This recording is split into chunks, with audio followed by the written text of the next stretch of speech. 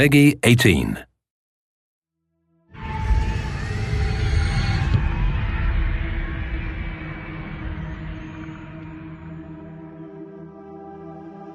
We're here at Supermassive to talk about the next game in the Dark Pictures anthology, House of Ashes. And I'm joined by exec producer Dan. How you doing? Hello. Thank you for joining us. Right, Really cool. So let's start at the very start. We're going to be talking about House of Ashes for most of the interview, but for those that don't know, tell us about the Dark Pictures anthology. The Dark Pictures is a series of narrative, story-driven, branching horror stories. Each one is standalone. They each tell a different story, completely separated from the others, but within the same universe, so there is connection between them all. House of Ashes is set at the end of the Iraq War in 2003, with links 4,000 years ago that set the story up. So tell us more about the theme and themes, I suppose, within House of Ashes. It starts off with a military unit. They've got some new technology that can look for weapons of mass destruction underground. They think they've identified something in the Zagros Mountains in Iraq. And then as part of that, they come into conflict with an Iraqi unit. Then there's a pitched firefight. And then the two groups are plunged underground. There's an earthquake of some sort. And it's revealed that there's a hidden temple underground. These big massive structures, but these different groups, they're all separated, radio contact is lost, and they're submerged in this black darkness. Where on God's green earth have we landed? And then they're going to start hearing things and seeing things, and people are going to start disappearing. What the just happened? So this time it's a very real threat. All of the Dark Pictures games, they all pull something from real life or from history, from fact. What's the case with the myth or historical part of House of Ashes? So we love looking at and reading myths and legends and stories and doing our research. And we know our fans love it as well, because there's something that they can link into afterwards. And I love doing that when I'm playing games or watching movies myself. So this one's set 4,000 years ago, the Akkadian Empire, and this terrible evil that happened. We had this self-proclaimed god king, Naram-Sin, and he essentially cursed his people. He sacked this temple and brought famine and devastation to his own people. And so a lot of the history is lost, but we've done a lot of research about it. And then we had a lot of happy accidents that linked into the story we wanted to tell. And the fun thing for us is we get to do our own take on it. We get to twist it, and obviously we've made our own truth from it. At the end of the sneak peek, the trailer, we saw monsters. Tell us a bit more about what's going on there. The military unit that you're playing as, they don't really know what they're coming up against. They're not human, they're bigger, they're larger, they're faster.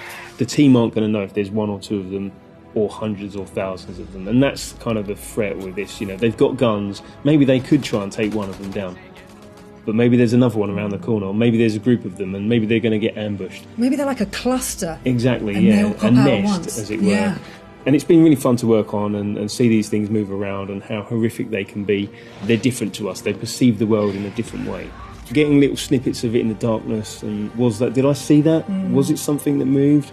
Or is it actually just one of the other soldiers that's stuck in the catacombs? Who's there? We like to try and misdirect people on things, that did you see something, did you not?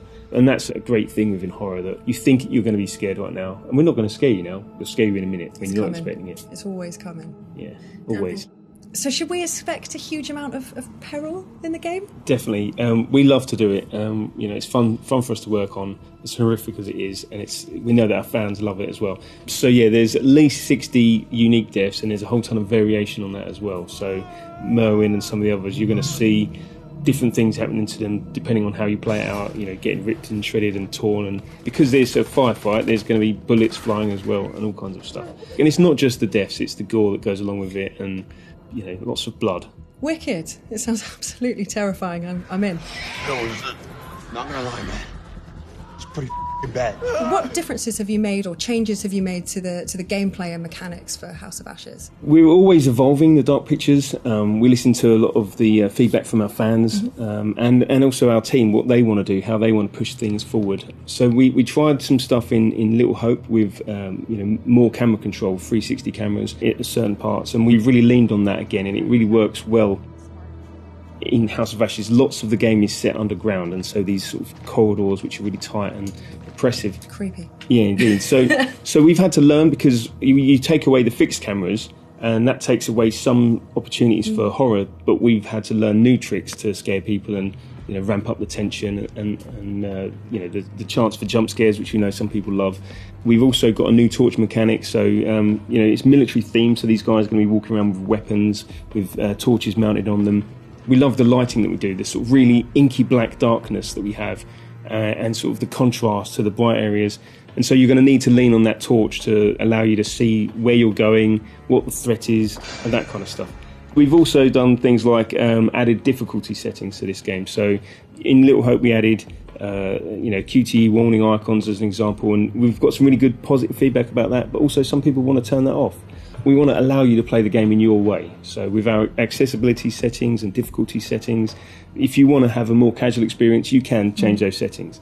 Still, most of your characters are going to end up dead, but that's spoilers, what happens, yeah. indeed. But that's what we come here for. That's okay. We can deal with it. So I've got to ask, what was it like working with Ashley? So Ashley was fantastic. She researched Rachel. She understood her when she came on the set, which is so refreshing. She knew her inside out. And Rachel is a flawed character, so she brought that through so fantastically. The rest of the cast were fantastic as well. When we were looking for Joey, Salim helped me. You didn't tell me this because... You'd flip your shit. We want you to connect to these characters and understand them as humans. We want them to seem real because they're real to us. We spend a long time designing them, and I don't mind if you hate any one individual character because you don't like everyone in real life. But maybe you'll like them when you see the journey they go on. Maybe you'll like them once they're dead and you feel bad about it. And you feel bad about it, definitely. Yeah. But also we want you to save them. We want you to try and save them. We know that some people want to get everyone killed straight away, and that's fine. That's their playthrough, cool. That's what they want to do. But, can you get everyone out alive and save as many as you can? There's a lot of replayability there. Indeed, Goes on forever. I like that. So, last question. Favourite scene? Favourite scene? So, Salim, our Iraqi soldier, and Jason Kolchek, one of the Marines that's there. There's a way that can play out and a sort of contest between them, and you can make it go in a number of different ways. The enemy of my enemy is my friend. It's really emotional. Seeing them film it, I was lucky enough to be there, and then seeing that come through in game, I think we've got something there. I think that's gold. And then, of course, I love scaring people, so I love the jump scares. I love the moments of tension that we bring. We can't hold you in that moment, so we've got some fantastic jokes in there as well to allow you to relax for a moment before we scare you again. To take your mind off the imminent threat. I like that. Dan, thank you so much. This has been really cool to talk about, and I'm sure, I'm excited and terrified in equal part, and everyone else is just excited, I'm sure of it. And it's been a real pleasure to speak to you, and I can't wait to get it into people's hands. It's going to happen.